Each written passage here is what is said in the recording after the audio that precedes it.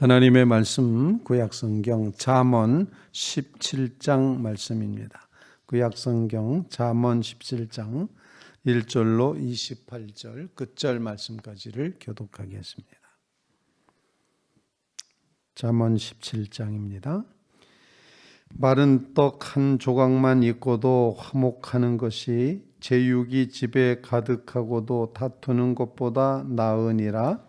슬기로운 종은 부끄러운 짓을 하는 주인의 아들을 다스리겠고 또 형제들 중에서 유업을 나누어 얻으리라. 도가니는 은을 풀무는 금을 연단하거니와 여호와는 마음을 연단하시느니라. 악을 행하는 자는 사악한 입술이 하는 말을 잘 듣고 거짓말을 하는 자는 악한 혀가 하는 말에 귀를 기울이느니라. 가난한 자를 조롱하는 자는 그를 지으신 주를 멸시하는 자요, 사람의 재앙을 기뻐하는 자는 형벌을 면하지 못할 자니라. 손자는 노인의 면류관이요 아비는 자식의 영환이라. 지나친 말을 하는 것도 미련한 자에게 합당하지 아니하거든 하물며 거짓말을 하는 것이 존귀한 자에게 합당하겠느냐. 뇌물은 그 임자가 보기에 보석 같은즉 그가 어디로 향하든지 형통하게 하느니라. 허물을 덮어주는 자는 사랑을 구하는 자요, 그것을 거듭 말하는 자는 친한 벗을 이간하는 자니라. 한마디 말로 총명한 자에게 충고하는 것이 매 100대로 미련한 자를 때리는 것보다 더욱 깊이 박히느니라. 악한 자는 반역만 힘쓰나니 그러므로 그에게 잔인한 사자가 보냄을 받으리라. 차라리 새끼 빼앗긴 암곰을 만날지언정 미련한 일을 행하는 미련한 자를 만나지 말 것이니라. 누구든지 악으로 선을 갚으면 악이 그 집을 떠나지 아니하리라. 다투는 시작은 둑에서 물이 새는 것 같은즉 싸움이 일어나기 전에 시비를 그칠 것이니라. 악인을 의롭다 하고 의인을 악하다 하는 이 두 사람은 다 여호와께 미움을 받느니라. 미련한 자는 무지하거늘 손에 값을 가지고 지혜를 사려함은 어찌 민고. 친구는 사랑이 끊어지지 아니하고 형제는 위급한 때를 위하여 낳느니라. 지혜 없는 자는 남의 손을 잡고 그의 이웃 앞에서 보증이 되느니라. 다툼을 좋아하는 자는 죄가를 좋아하는 자요, 자기 문을 높이는 자는 파괴를 구하는 자니라. 마음이 굽은 자는 복을 얻지 못하고 혀가 패역한 자는 재앙에 빠지느니라. 미련한 자를 낳는 자는 근심을 당하나니 미련한 자의 아비는 낙이 없느니라. 마음의 즐거움은 양약이라도 심령의 근심은 뼈를 마르게 하느니라. 악인은 사람의 품에서 뇌물을 받고 재판을 굽게 하느니라. 지혜는 명철한 자 앞에 있거늘 미련한 자는 눈을 땅 끝에 두느니라. 미련한 아들은 그 아비의 근심이 되고 그 어미의 고통이 되느니라. 의인을 벌하는 것과 귀인을 정직하다고 때리는 것은 선하지 못하니라. 말을 아끼는 자는 지식이 있고 성품이 냉철한 자는 명철하니라.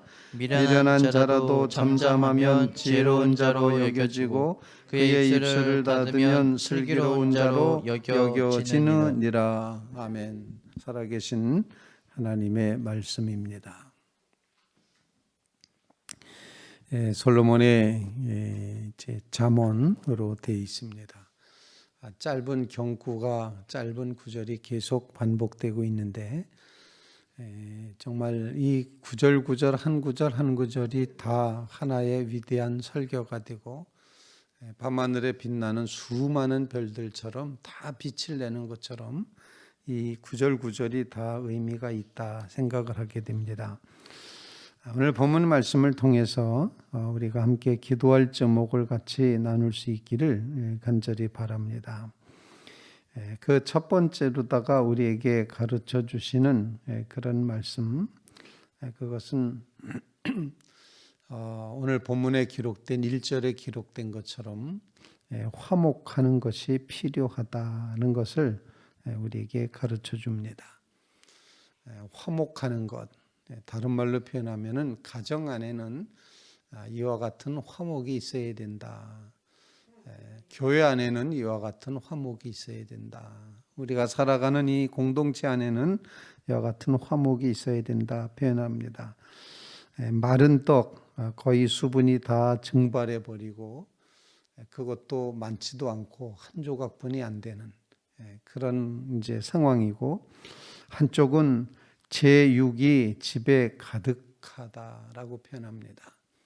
제6은 제물을 드렸던 그 모든 고기들을 말하는데, 화목제를 많이 드려서 감사의 제물을 많이 드려서 양과 염소 등 많은 이제 그런 제육이 제물로 드렸던 고기들이 가득해서 파티를 하는 것 같은 것을 상상하시면 이제 될 것 같습니다. 그런데 마른 떡 한 조각을 놓고도 화목하는 것이 제육이 가득하고도 다투는 것보다 낫다. 다툼은 사라져야 되고 화목이 이루어져야 된다. 가정 안에 이와 같은 화목이 채워지게 하옵소서. 우리는 그런 간구를 늘 주님 앞에 올릴 수 있기를 간절히 바랍니다. 가정마다 화목합니까? 라는 그런 질문 앞에 솔직하게 우리는 정말 행복합니다. 우리는 화목합니다. 우리는 아무 문제 없습니다. 이렇게 100점이라고 당당하게 말할 수 있는 가정들이 그렇게 많지 않다 생각을 합니다. 성도들의 가정에 보면은 정말 이 화목을 위해서 기도할 수밖에 없는 그런 가정들이 있다는 것을 꼭 기억하게 됩니다. 우리의 삶 가운데 정말 마른 떡 한 조각을 놓고도 화목하는 것이, 아주 풍성한 파티에 그런 음식이 있음에도 불구하고 다투는 것보다 낫다. 화목이 우선이다. 가정은 화목해야 된다. 이런 사실을 강력하게 우리에게 가르쳐주고 있습니다. 기도 제목입니다. 그래서 하나님, 화목한 가정 되게 해주십시오. 화목한 가정이 되게 해주십시오. 아내와 남편이 서로 마음 맞추기도 사실 쉽지가 않습니다. 이 모든 것들이 화목하는 것, 화목하고자 하는 마음의 자세, 거기서부터 비롯된다는 사실. 그래서 마음이 하나님 안에서 하나가 되는 그런 화목의 가정이, 화목의 삶이 이루어지게 하옵소서. 화목하게 하기 위한 마음의 준비를 우리 속에 갖게 하여 주시옵소서. 이 화목을 위해서 예수님은 십자가에 달려 죽으셨습니다. 그래서 우리는 주님을 따르는 믿음의 성도들은 주님께서 화목하게 하시려고 십자가에까지 달리셨구나. 그렇다면 우리의 삶의 모든 관계는 예수님의 십자가를 통해서 바라보아야지 된다. 그래서 주님이 이제 너와 나 사이에 십자가에 화목해 하시는 은혜로 서 계시다. 주님을 통하여 상대방을 바라보고 주님을 통하여 삶의 문제들을 바라다보며 화목의 마음을 갖게 해 주시옵소서. 그런 간구로 주님 앞에 간곡하게 기도하는 믿음의 성도들 다 되시기를 주님의 이름으로 부탁을 드립니다. 그 자비하신 주님이 날 불러주시고 그 귀한 보혈 흘려 날 씻어 주시니 내 죄가 흉하여도 날 깨끗게 하사 그 귀한 보혈로서 날 구원하시네. 정말 구원받은 자로서 이웃과 화목하는 자리에, 가족과 화목하는 자리에 서게 해 주시옵소서.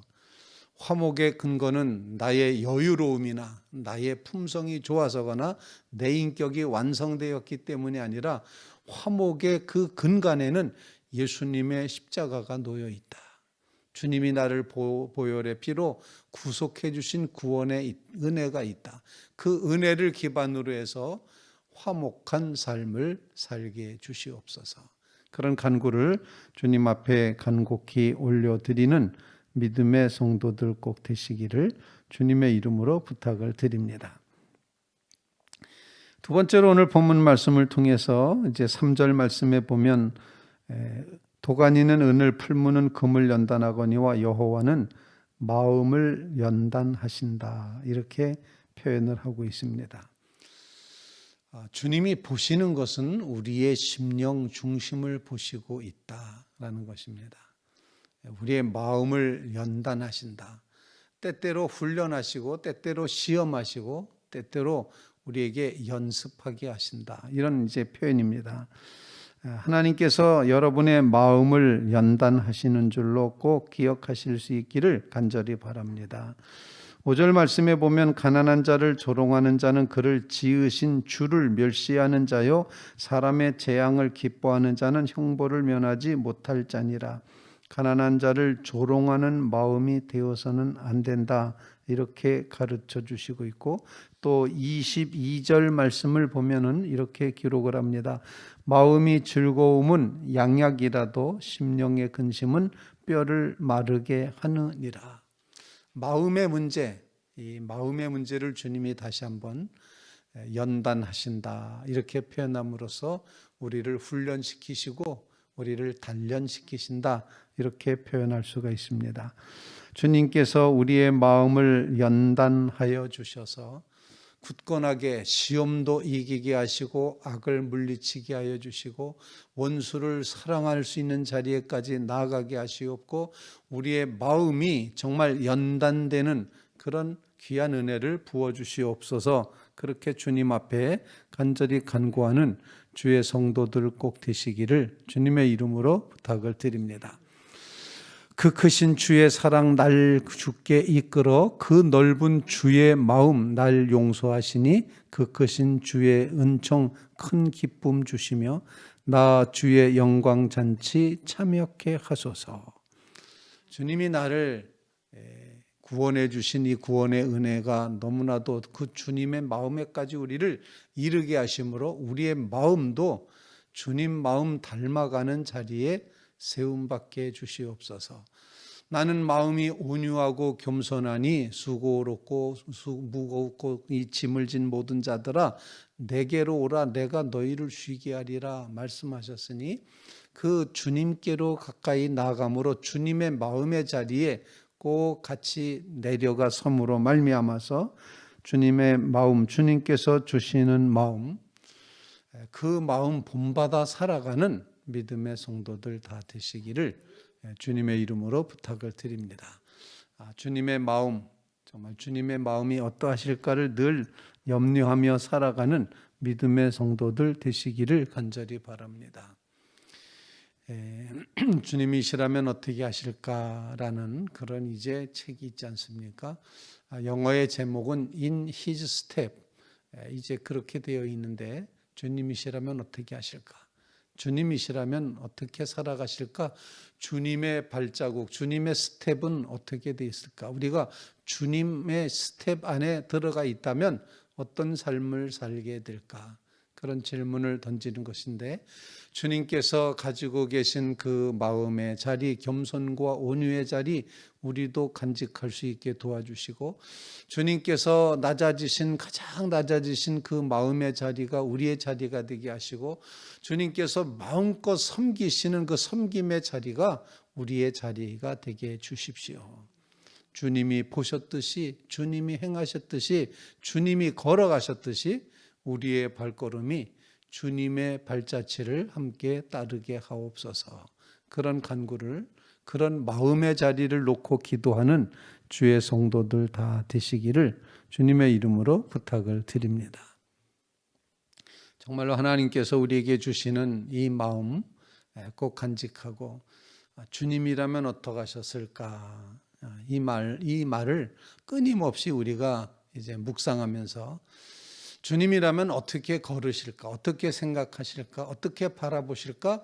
어떻게 만지실까? 어떻게 붙드실까? 주님이시라면 어떻게 걸어가실까?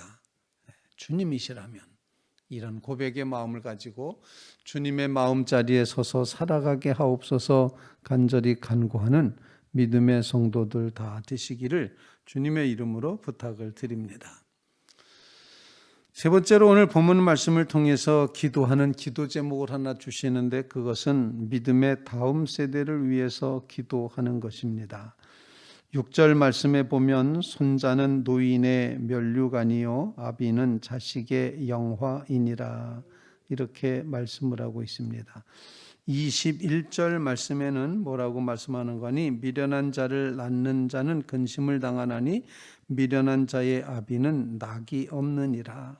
25절에는 미련한 아들은 그 아비의 근심이 되고 그 어미의 고통이 되느니라. 이렇게 고백을 하면서 자녀를 위해서 기도해야 될 필요가 있다. 자녀를 위해서 우리가 간곡하게 구해야 될 필요가 있음을 보여주고 있습니다. 슬기로운 자손이 되게 하옵소서. 미련하지 않게 하시고 지혜롭게 해주시옵소서. 화목을 이제 추구하며 다투지 않게 하옵소서. 반목하는 자리에 서지 말게 하옵소서. 사랑하는 자녀들이 정말 근심거리가 되지 않도록 기쁨과 또 존귀와 영예로운 자리에 늘 설 수 있도록 하나님 지켜주십시오. 그런 간구를 온전히 주님 앞에 올릴 수 있기를 간절히 바랍니다. 잠언 자체가 자녀들이 잘 살게 되기를 원하는 마음으로 기록된 그런 이제 잠언 아니겠습니까? 자녀를 이제 염두에 두고 자녀를 타겟으로 하고 기록된 그런 성경 말씀입니다. 그 자녀가 근심거리가 되지 않도록 하나님 인도해 주시옵소서. 그 자녀들이 미련한 길, 그런 길 걷지 말게 하시고 다투는 자리에 서지 말게 하시고 이제 정말 하나님께서 원하시는 큰 기쁨이 되는 자녀가 되게 해 주십시오. 이 잠언의 말씀처럼 화목할 줄도 하고 예수님의 마음자리도 깨달아 알게 되고 그리고 정말 빛나는 영화로운 그런 믿음의 자손이 되는 그런 축복, 이제 본문에 기록된 것처럼 손자는 노인의 면류관, 자식은 아비는 자식의 영화이니라. 이렇게 표현하여는 존귀와 영광을 하나님께 돌릴 수 있는 믿음의 다음 세대가 오늘 잠언의 말씀처럼 어리석음을 버리고 미련한 일을 버리고 지혜와 총명의 자리에 서서 살아가게 해 주시옵소서. 간절히 간구하며 기도하는 귀한 새벽 되시기를 주님의 이름으로 부탁을 드립니다.